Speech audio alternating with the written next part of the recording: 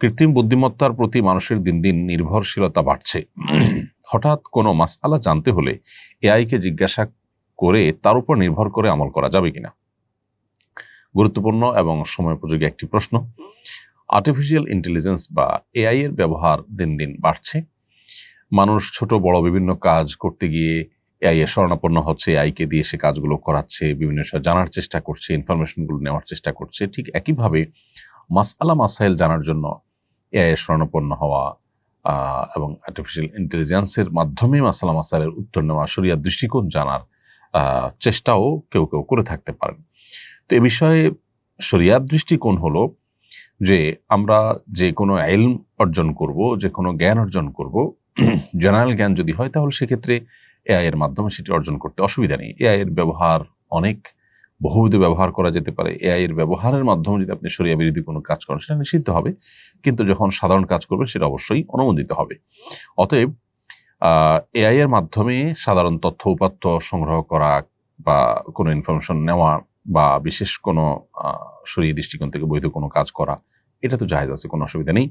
তবে শরীয়তের কোনো মাসআলা মাসাইল, কোনো বিষয়ে হালাল হারাম, আল্লাহর আদেশ নিষেধ এটা জানার জন্য এআই এর শরণাপন্ন হওয়া বা এটার উপর নির্ভর করা জায়েজ হবে না।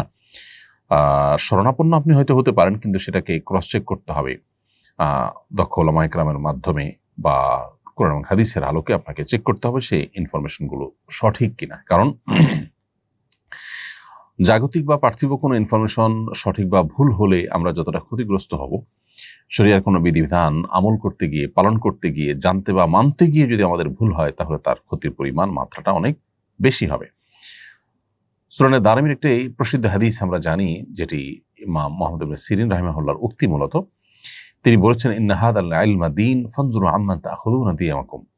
নিশ্চয়ই এই যে ইলম, হাদিসের ইলম, কোরআনের ইলম, এটি দিন, এটা দিনের অংশ। অতএব তোমাদের দিন কার কাছ থেকে গ্রহণ করছো সেটা তোমরা লক্ষ্য করবে। অর্থাৎ নির্ভরযোগ্য সূত্র ছাড়া দিন গ্রহণ করা যাবে না।